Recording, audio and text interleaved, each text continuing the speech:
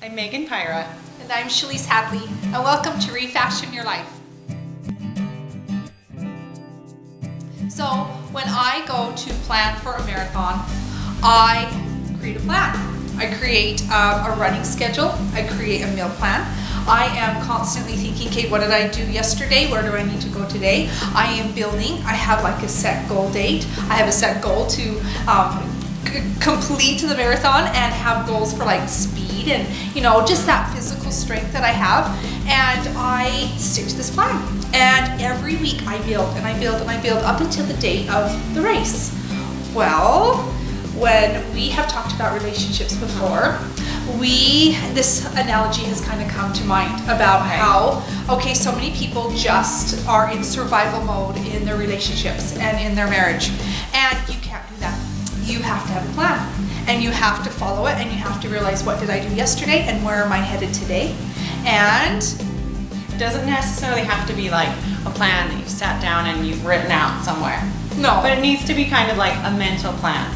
You have your big wedding day. Yes. Now you're married, but there's years and years beyond life after that. And where do you want to be at the end?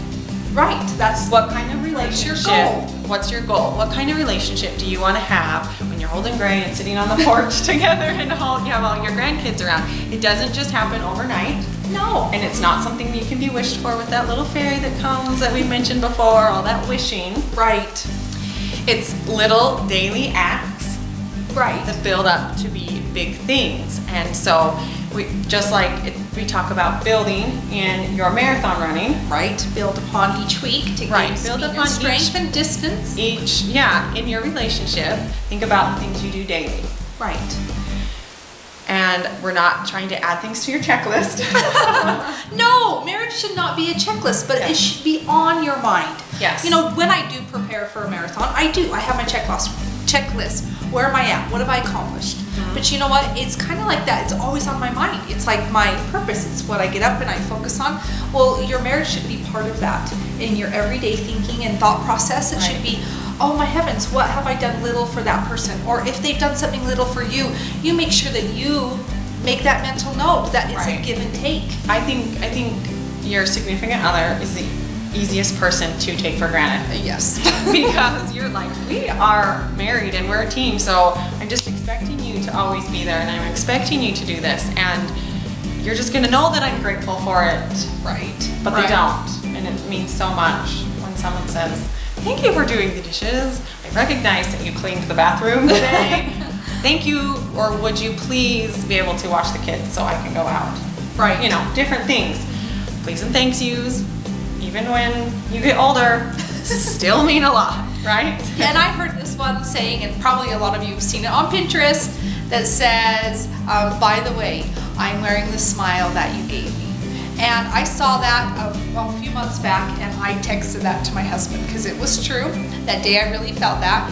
And it made the biggest impact to him. And it was like, yeah, just let him know that I'm happy. Just to be with him was a profound thing. And he has mentioned that to me several times since. Right. So those little things, just validating and recognizing what your spouse has done for you. And the Dating Divas, I think it's datingdivas.com, have a great site full of not only just dates, and they do dates with groups and dates at home, but they have lots of just daily things that you can do.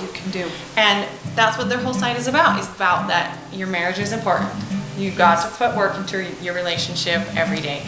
So last week we kind of talked about those good trigger words you can have to avoid the different tense situations, you know? Yeah. This week is more like about your actions. Your actions. And then to kind of go on another side note, it's like a good check in your marriage to kind of look back or look into your intimate life, your intimacy. Is that part of your checklist, or is it something that's spontaneous and fun? I mean, you constantly have to work at this and communicate and get on that level so you have that awesome part and you keep that fun part active and alive in your marriage. So think about your actions and think about your verbiage and just little things like a text, an Instagram shout out. I mean, we're such a social media, you know, things on Facebook, little notes. But you know, my favorite thing is when I like take naps a lot and I fall asleep easy because I, you know, get up so early in the morning, and I can't tell you how many hundreds of times I have fallen asleep and I have woken up with a blanket on me. And there's a saying out there that says, you know, one of the greatest signs of love is when you fall asleep and you wake up with a blanket on you. And I'm like, oh, that was written because of what my husband does. And so that's kind of the fun things. It's those little things that matter. Yeah.